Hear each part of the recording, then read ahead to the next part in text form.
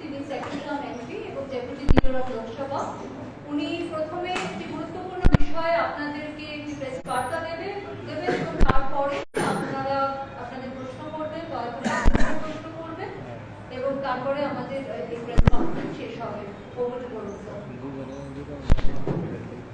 धन्यवाद दोस्तों, मेरी तरफ से भी मैं कृतज्ञता ज्ञापन करता हूं कि आप लोग बहुत ही शॉर्ट नोटिस से पीसीसी भवन पर आए।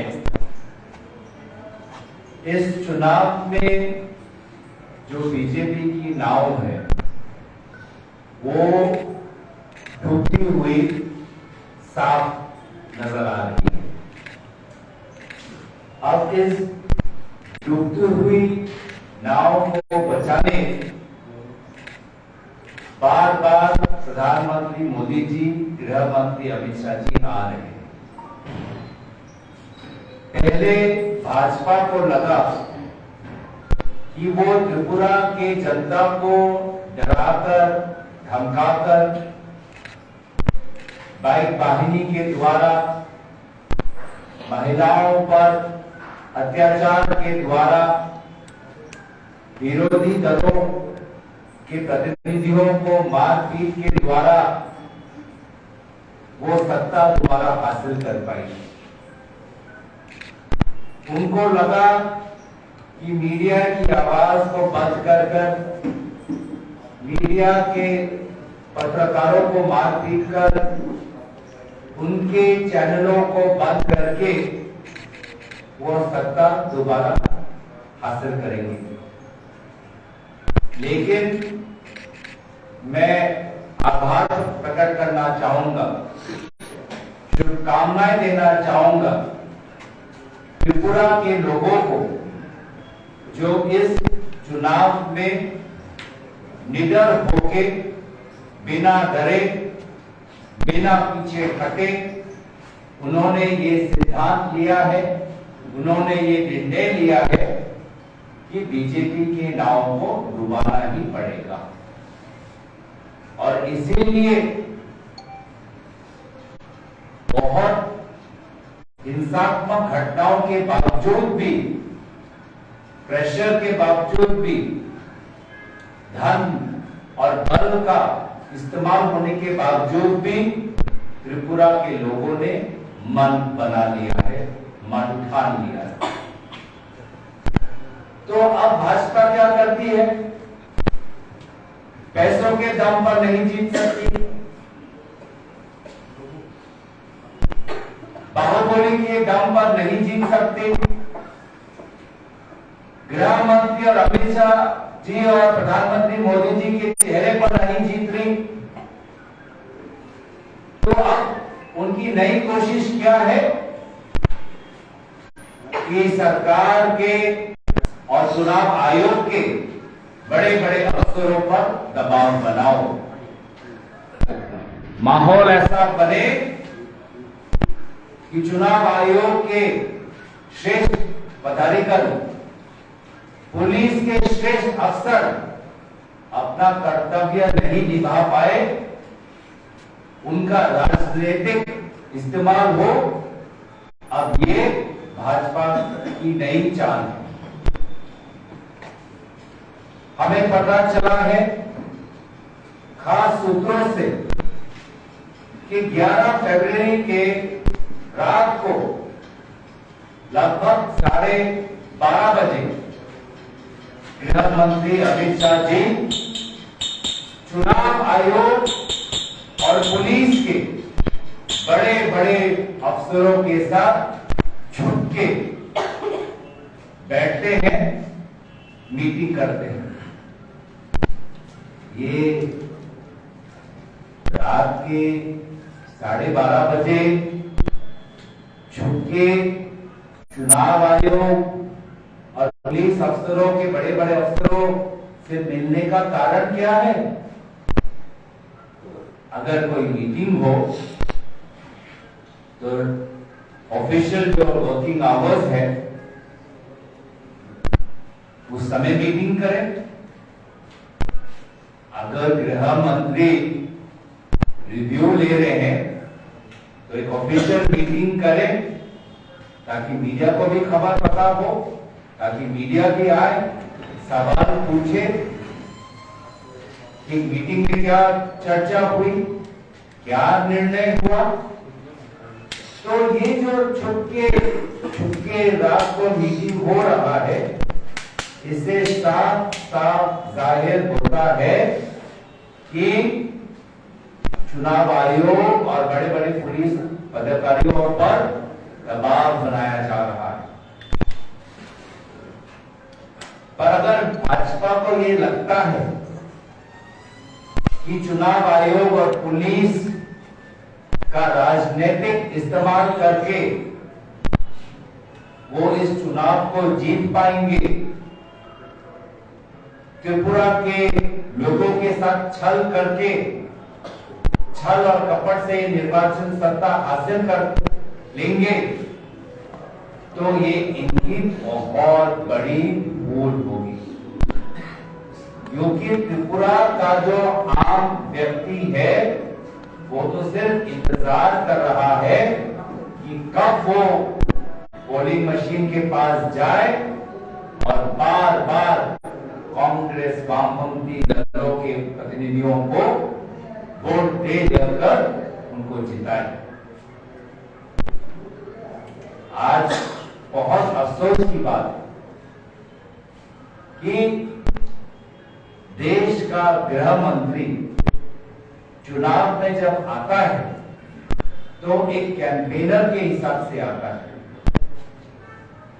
एक स्टार कैंपेनर के हिसाब से आता है, लेकिन उसी समय अपने पद का गलत इस्तेमाल करना,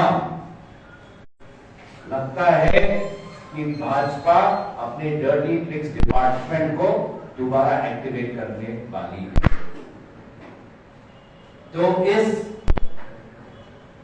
प्रेस वार्तालाप से हम संकेत देना चाहते हैं भाजपा को कि आपके ये काले करतूत सफलता लाभ नहीं करेंगे। हम संकेत देते हैं चुनाव आयोग और पुलिस के बड़े बड़े अफसरों को कि आपने संविधान को बचाने की, संविधान को जीवित रखने की शपथ ली है। लोग आपकी तरफ देख रहे हैं, मीडिया आपकी तरफ देख रहे हैं। आप अपना संवैधानिक कर्तव्य निभाएं, ये लोग आप लोगों से अपेक्षा करते हैं। ये पूरा आज हम देख रहे हैं त्रिपुरा में कि किस प्रकार से हिंसा भाजपा के लिए सत्ता जीतने का एक माध्यम बन गया है। महिलाओं के प्रति बलात्कार और उनको किसी प्रकार से संरक्षण या सुविधा सरकार या पुलिस से वर्तमान की त्रिपुरा शासित भाजपा सरकार में नहीं मिलता। हम देख रहे हैं कि चुनाव आयोग बड़े बड़े सपने तो दिखाती है, मिशन जीरो वायलेंस की बात तो करती है, लेकिन जनवरी में हमारे ही जो स्टेट के इंचार्ज है जनरल सेक्रेटरी अजय कुमार, कैसे उनके साथ मारपीट हुआ सभी ने देखा है। मिशन जीरो वायलेंस की बात करते हैं। कल ही जो 2 नंबर कॉन्स्टिट्यूएंसी है उस वहां पर हमारे जो प्रतिनिधि हैं उनके गाड़ियों को जलाकर उनको डराने की कोशिश की गई। तो मैं बस विनम्रता से निवेदन करूंगा, भाजपा वालों कोई फायदा नहीं आपके हिंसा का, आपके बाहुबली का, आपके धन इस्तेमाल का, आपके राजनीतिक रूप से राजनीतिकरण जो करना चाहते हैं चुनाव आयोग का, पुलिस पर जो दबाव बनाने की कोशिश कर रहे हैं, कोई फायदा नहीं। आपकी नाव डूब रही है। चाहे जितना भी आप छेद भरने की कोशिश करो, त्रिपुरा के लोगों ने मन बना लिया है कि इस बार बीजेपी को जाना है, विदाई देना है, बीजेपी के नाव को डुबाना है। तो यहीं पर मैं अपना ओपनिंग स्टेटमेंट समाप्त करता हूं और अगर आप लोगों का कोई प्रश्न है वो प्रश्न उत्तर देने के लिए मैं हूं। मेरे साथ त्रिपुरा प्रदेश के हमारे पीसीसी कमेटी के ऑफिस बेरर्स हैं, एआईसीसी के मीडिया सेल के ऑफिस बेरर्स हैं। हम सभी आपके प्रश्नों का उत्तर देने के लिए मौजूद हैं। धन्यवाद। मेरा एक क्वेश्चन है, जैसे आपने बताया कि सीओ और डीजी पुलिस के गृह मंत्री ने मीटिंग किया है, उसका आपको एक कंप्लेन आपको इलेक्शन कमीशन को दिया है क्या, ऐसा कुछ आपकी तरफ से? देखिए, मैं तो मीडिया के दोस्तों को धन्यवाद करना चाहूंगा क्योंकि पद का नाम तो मैंने उल्लेख किया ही नहीं था। पद आपने उल्लेख किया, मतलब मीडिया में भी ये कुछ खबर आपके लोग पहले से ही जानते हैं। पहले उन लोगों को स्पष्टीकरण देना चाहिए। और दूसरी बात, दिल्ली में भी हमारे एआईसीसी की तरफ से एक डेलीगेशन जाएगा और चुनाव आयोग को ये बात ऑफिशियली हम बताएंगे कि ये चुनाव आयोग, पुलिस, ये सभी लोग, इनका कर्तव्य बनता है कि लोगों का विश्वास संविधान में, लोगों का विश्वास डेमोक्रेसी में, लोगों का विश्वास संस्थाओं पर, इंस्टीट्यूशंस पर बने रहे। अगर लोगों का विश्वास ही नहीं रहेगा, निष्पक्ष, neutral, free and fair elections का उम्मीद लोग कैसे कर पाएंगे? तो हम दिल्ली में जरूर चुनाव आयोग के पास जाएंगे। অসমৰ মুখ্যমন্ত্ৰী ডক্টৰ হিমন্ত শৰ্মা বেলেগ টাইমত আহিছে ইয়াত ত্ৰিপুৰাত। আমাৰ পিছত বাট ওলাইছে কি ইয়াত ডেভেলপমেণ্ট লৈ চৰকাৰ আহিলে বড় কাম কৰিব। এইটো লৈ আপুনি কি ভাবে? हमें आपको ना हिंदी में पहले हिंदी में बोल देता हूं कि त्रिपुरा और असम दो अलग राज्य हैं। इन राज्यों की समस्याएं अलग हैं। इन राज्यों की युवाओं की अपेक्षा अलग है। लेकिन अफसोस है कि भाजपा ने उत्तर पूर्वांचल को पूरी तरीके से आउटसोर्स कर दिया है असम के मुख्यमंत्री हिमंत बिश्व शर्मा को, जिसका मतलब त्रिपुरा का डेवलपमेंट दिसपुर में हिमंत बिश्व शर्मा के कार्यालय में बनाया जाए, मेघालय का डेवलपमेंट दिसपुर असम में हिमंत बिश्व शर्मा के कार्यालय में बनाया जाए, नागालैंड का डेवलपमेंट मुख्यमंत्री असम हिमंत बिश्व शर्मा के कार्यालय में बनाया जाएगा। तो ये त्रिपुरा के मुख्यमंत्री पद, नागालैंड के मुख्यमंत्री पद, मेघालय के मुख्यमंत्री पद भाजपा के लिए सिर्फ टोकन है, सिंबोलिज्म है। कोई सत्ता नहीं उन लोगों के पास, कोई राजनीतिक ताकत नहीं, कोई स्वतंत्रता नहीं। और यही फर्क है कि कांग्रेस विश्वास रखता है कि उत्तर पूर्वांचल में हर एक राज्य महत्वपूर्ण है, हर एक राज्य का अपना खुद का विकास का पथ निर्माण करना उनका स्वतंत्र, उनका अधिकार है और सभी राज्यों के मुख्यमंत्रियों को सम्मान देना चाहिए, ताकत देना चाहिए। तो मैं অনুভৱ কৰো যে ভাজপা বিজেপি দলে গোটেই উত্তৰ পূৰ্বাঞ্চলৰ উন্নয়নৰ দায়িত্ব মুখ্যমন্ত্ৰী হিমন্ত বিশ্ব শৰ্মা ডাঙৰীয়ালৈ এৰি দিছে। তেওঁলোকৰ বাবে ত্ৰিপুৰাৰ মুখ্যমন্ত্ৰী পদৰ কোনো মূল্য নাই, মেঘালয়ৰ মুখ্যমন্ত্ৰী পদৰ কোনো মূল্য নাই, নাগালেণ্ডৰ মুখ্যমন্ত্ৰী পদৰ কোনো মূল্য নাই। কিন্তু কংগ্ৰেছ দলৰ বিশ্বাস कि प्रत्येक राज्य निजर निजर आशा আস্থা থাকে, আকাঙ্ক্ষা থাকে। প্রত্যেক ৰাজ্যৰ মানুহখিনি নিজৰ নিজৰ এটা সপোন, যেনেকুৱা ব্যক্তিগত সপোন আছে, আৰু কংগ্ৰেছ দলে প্ৰত্যেক ৰাজ্যৰ তেওঁলোকৰ মুখ্যমন্ত্ৰী ৰাইজক সন্মান কৰে আৰু তেওঁলোকৰ সপোন বাস্তৱ কৰিবলৈ চেষ্টা কৰে। এয়া পাৰ্থক্য আছে कांग्रेस और बीजेपी। मिस्टर गोगोई, असम के जो सीएम है उन्होंने त्रिपुरा में आके चुनाव के जो निर्वाचनी सभाओं पे उसमें बोला है कि असम से त्रिपुरा बहुत डेवलप है, उसके एयरपोर्ट भी बड़ा है और उसमें जो डेवलपमेंट त्रिपुरा में हुआ है वो असम से ज्यादा है। आप क्या बोलते? दोबारा बोलिए। असम में त्रिपुरा डेवलप है, असम त्रिपुरा से अभी पीछे है, क्या बोलते? देखिए, जैसे कि हमने कहा कि हर राज्य में उनका अलग अलग निर्माण का पाठ, और हम हर राज्य चाहता है कि पूर्व से पहले उनके राज्यों में और विकास होना चाहिए। तो चाहे त्रिपुरा हो, चाहे मेघालय हो, चाहे नागालैंड हो, चाहे मिजोरम हो, चाहे मणिपुर हो, अलग अलग राज्यों के अलग अलग समस्याएं, अलग अलग सपने हैं। तो हिमंत बिश्व शर्मा यहाँ आके एक चीज बोलेंगे, असम में जाके बोलेंगे असम सबसे बेस्ट है।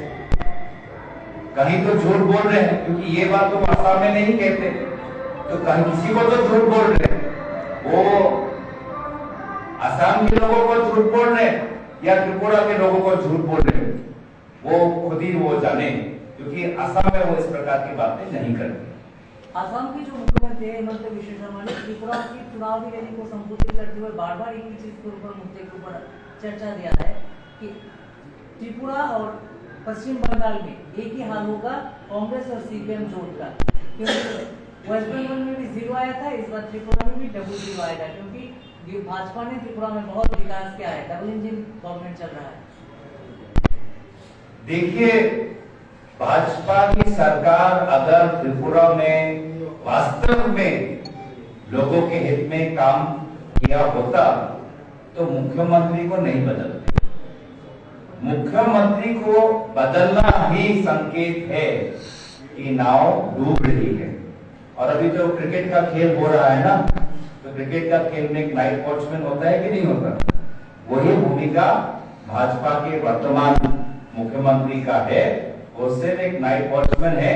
अभी अगली पारी वामपंथी और कांग्रेस दल की सरकार होने वाली है, वो बस एक टेम्पररी उनको चीफ मिनिस्टर दिया हुआ है। अगर सच में काम करते तो पिछले मुख्यमंत्री के साथ ही रखते। तो इसलिए ये साफ साफ पता चल जाता है कि ये तो लास्ट मिनट सर्जरी हुआ है मुख्यमंत्री पद को लेके, वो डेस्परेट मूव है। अमित शाह जी के जो मीटिंग्स हो रही है बड़े बड़े चुनाव आयोग और बड़े बड़े पुलिस के लोगों के साथ, वो भी डेस्परेशन है। और ये सब करने के पश्चात भी त्रिपुरा के लोगों ने ठान लिया है कि बीजेपी का नाम डूब रहा है, इसको हम डूबने ही देंगे। आपको क्या लगता है इस बार का इलेक्शन फ्री एंड फेयर हो पाएगा? देखिए, ये सामूहिक दायित्व है, क्योंकि लोकतंत्र को अगर हमको जीवित रखना है तो सभी को अपना अपना कर्तव्य पालन करना होगा। मीडिया इंडिपेंडेंट होना पड़ेगा, राजनीतिक दल चौकन्ना रहना चाहिए, संस्थाओं में चुनाव आयोग, पुलिस, सरकार, प्रशासन, संविधान के उन्होंने वो शपथ खाई है, उस शपथ को याद रखना होगा। हाँ, कुछ राजनीतिक नेता ऐसे होंगे, कुछ राजनीतिक दल होंगे जो नियम का पालन करना उनसे नहीं हो सकता, नियम को तोड़ना ही जानते हैं, वो नियम का पालन करना नहीं चाहते। तो कुछ प्रयत्न तो होगा, लेकिन जैसे कि मैंने कहा, एक बार हमारे भारत की एक खूबी है और त्रिपुरा की जो एक खूबी है, यहाँ के लोगों की जो खूबी है कि एक बार उन्होंने अगर ठान लिया तो चाहे सामने अमित शाह जी हो या सामने प्रधानमंत्री मोदी जी, वो बटन जो दबाएंगे भाजपा विरोधी। आपने हिमाचल प्रदेश में देखा, स्वयं मोदी जी ने एक बागी बीजेपी के एक बागी नेता को स्वयं फोन किया, बोला कि तुम अपना टिकट वापस ले लो, अपना नॉमिनेशन वापस ले लो। लेकिन उस बागी नेता ने अपना मन बना लिया था और प्रधानमंत्री मोदी जी के फोन करने के बावजूद भी वो निर्वाचन में उसने भाग लिया। तो जब भारत का जब नागरिक एक बार उत्तेजित होकर जब मन ठान लेता है तो प्रधानमंत्री हो या गृह मंत्री हो उनके दल के राजनीतिक भविष्य को वो बदल नहीं सकते हैं। मेरा पूरा विश्वास है कि इस बार त्रिपुरा में वामपंथी और कांग्रेस दल की मिली जुली जुट की एक सरकार होने वाली है। सर एक क्वेश्चन है सर, दिल्ली से जो लोग नेता आ रहा है वो आप लोगों का सीपीएम और कांग्रेस का जो अलायंस है उसके लेके एक ही बात बोलते हैं जब वो लोग 25 साल जो सीपीएम सरकार यहाँ पर था ये चेंज इसीलिए नहीं हुआ तो कांग्रेस को भी चाहते ही नहीं थे जब ये सीपीएम हटे और दूसरे पार्टी आए। इसके बारे में आपको क्या? देखिए, मैं इतिहास और वर्तमान की तुलना नहीं करना चाहूंगा क्योंकि आज के हालात और पहले के हालात में बहुत बड़ा फर्क है। आज जिस प्रकार की बेरोजगारी का दर है 8%, पहले नहीं था। आज जिस प्रकार से महंगाई का जो दर है 1000 रुपए सिलेंडर, पहले नहीं था। पहले लोग विश्वास करते थे जब प्रधानमंत्री कहते थे ना खाऊंगा ना खाने दूंगा, पर लोग तो देख रहे हैं कि अडानी को लेकर राहुल गांधी जी ने जो जो बातें की, आज भाजपा इतनी डरी हुई है कि वो बातों को भी उठा रही है, मिटाने की कोशिश कर रही है। तो पहले के बातें पहले और आज के बाद आज दोनों में बहुत फर्क है। आज लोग भारत जोड़ो यात्रा के बाद विश्वास रखते हैं कि कांग्रेस पार्टी में जो हम महंगाई और बेरोजगारी की जो बात उठाते हैं यही वास्तविक मुद्दे हैं। कांग्रेस पार्टी जो अमन और चैन की बातें करते हैं यही लोग चाहते हैं। आज और पार्लियामेंट के अंदर हम सभी विरोधी दल एकजुट होकर जो मोदी जी को हमने घेरा अडानी कहकर, उसका तो प्रश्न का उत्तर भी नहीं दे पाए। राहुल जी ने सिंपल बातें पूछी कि आप अडानी जी के साथ कितने बार विदेश गए, आपके जाने के बाद कितने बार अडानी जी की कंपनी को उस विदेशी सरकार ने कॉन्ट्रैक्ट दिया। सिंपल बातें हैं, इस बातों का उत्तर ही नहीं दे पाए। तो आज का हालात बहुत अलग है। आज के हालात में जैसे कि मैंने कहा, भाजपा को लोग अब उनकी जो सच्चाई है जान गए हैं। ये जो जुमले बातें ना खाऊंगा ना खाने दूंगा, ये और जोड़ देना। आज प्राइम मिनिस्टर ने आरोप लगाया आपका त्रिपुरा में दोस्ती चल रहा है कांग्रेस और सीपीएम का, केरल में कुश्ती चल रहा है।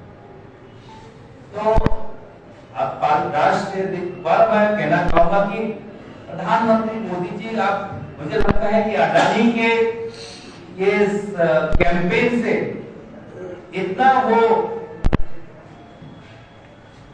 पीछे हो चुके हैं। मैं क्योंकि उनके पद के गरिमा को मद्देनजर रखते हुए हल्का शब्द का इस्तेमाल नहीं करना चाहूंगा, लेकिन मैं यही कहना चाहूंगा कि इस अडानी के प्रचार से उनके मन में बहुत दबाव है और इसीलिए बिना तर्क की कुछ बातें आजकल बहुत कहने लगे। पार्लियामेंट के अंदर कहा कि राहुल गांधी जी नेहरू का उपाधि क्यों नहीं लेते, ये कोई बोलने वाली बात है। यहाँ आके कह रहे हैं कि केरल में कुछ और, त्रिपुरा में कुछ और, बंगाल में भी हम साथ में एक साथ आए थे कांग्रेस के, मैं वहां का इंचार्ज था। पार्लियामेंट के अंदर तो हम सभी एक साथ काम करते हैं। तो इसीलिए बिना तर्क के ऐसे बातें प्रधानमंत्री मोदी जी से हम एक प्रधानमंत्री के पद से अपेक्षा नहीं करते। नेहरू जी का नाम क्यों नहीं लिया, ये नाटक हो रहा है क्या? पार्लियामेंट तो इस नुक्कड़ नाटक का जगह है जो एक प्रधानमंत्री ऐसे कर रहा है। यहाँ पे आके क्या लोगों में बुद्धि नहीं है क्या कि बिना तर्क के ऐसे प्रकार के हल्की बातें करें? तो कहीं ना कहीं उनके मन पर ये अडानी को लेकर बहुत बड़ा दबाव बन रहा है, ऐसा हमको महसूस होता है। सर और एक क्वेश्चन सर, भाजपा की हर बड़ा लीडर इधर आ रहा है, तो कांग्रेस से प्रियंका गांधी भी आने वाले थे, आया नहीं, राहुल गांधी भी नहीं आए, इसका क्या मतलब है, क्यों नहीं आए? देखिए ये ऐसे प्रश्न हमेशा आते हैं कि भाजपा ये करती है, आप ये करते हैं, उसके बावजूद भी तो हम हिमाचल प्रदेश का निर्वाचन जीते। तो आप हमें अपने तरीके से चुनाव लड़ने दीजिए, लोगों को स्वतंत्र मन से वोट करने का ऐसा एक माहौल बनाइए, चुनाव आयोग और पुलिस को बोलिए कि फ्री एंड फेयर इलेक्शंस हो। आप खुद ही देखेंगे कि उनके बड़े बड़े नेताओं आने के पश्चात भी त्रिपुरा के लोग ने उनको टाटा बाय बाय कर दिया। जैसे राहुल गांधी का एक बहुत वायरल क्लिप था, okay thank you tata bye bye, वैसे ही लोग त्रिपुरा के कहना चाहते हैं। सेकंड पार्ट जो आपका बोल रहे थे ना प्रेस कॉन्फ्रेंस का, दो part, there is something else. No, I have finished my opening statement. We are doing question and answers. Okay, thank you.